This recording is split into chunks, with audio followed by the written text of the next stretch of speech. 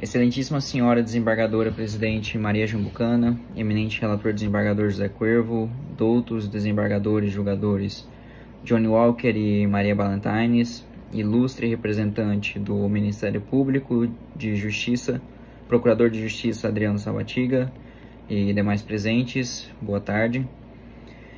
Falo nessa tribuna em nome de Jorge, apelante nesse processo, homem íntegro, empresário responsável, que hoje se vê injustamente condenado por um negócio jurídico que jamais autorizou.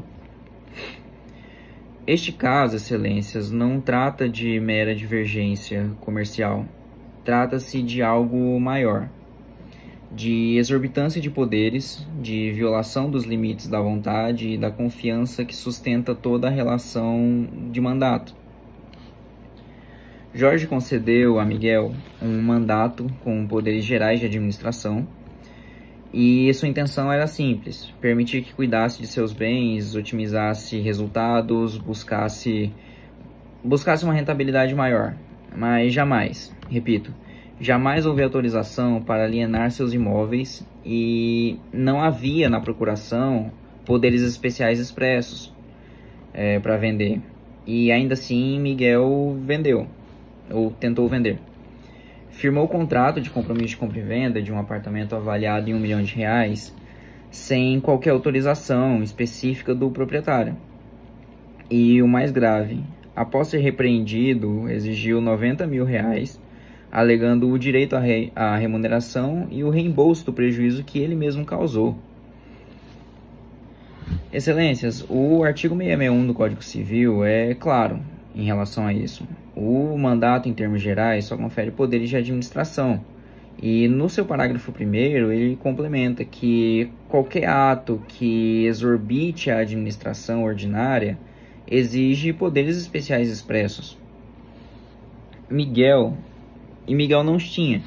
Não havia outorga específica, não havia qualquer autorização para vender o imóvel. Logo, o ato é ineficaz em relação ao mandante, nos termos do artigo 662 do Código Civil. E não houve, além disso, não houve ratificação, nem expressa nem tácita, e o negócio simplesmente não deve produzir efeitos contra Jorge, não pode. Mesmo assim, o mandatário, agindo de forma precipitada, resolveu desfazer o contrato e devolver o sinal em dobro à compradora, por conta própria. E agora quer cobrar de Jorge a remuneração e ainda o valor devolvido como se este fosse o responsável por sua própria imprudência. O artigo 675 do Código Civil expõe que o mandante deve pagar ao mandatário a remuneração ajustada quando o mandato tiver sido executado. Mas, ora, o mandato não foi executado. Foi descumprido e Miguel agiu fora do limite de poderes que a ele foi conferido. Logo, não há que se falar em remuneração porque não houve um mandato legítimo em ação. E, mais do que isso, o artigo 667 do Código Civil impõe ao mandatário o dever de indenizar o mandante por prejuízo causado por culpa. Portanto, se Miguel agiu além do que podia, é ele quem deve arcar com as consequências e não Jorge.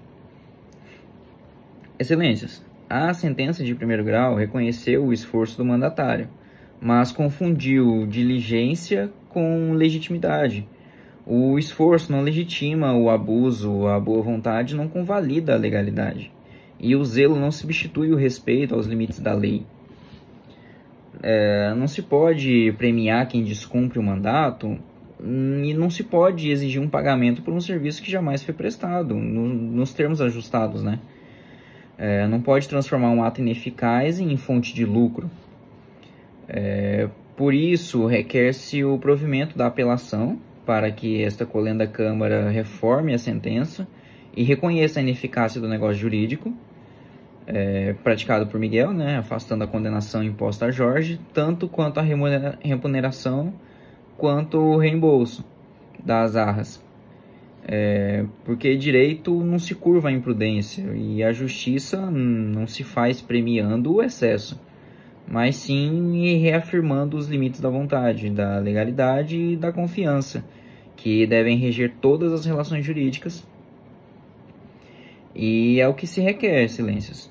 Muito obrigado.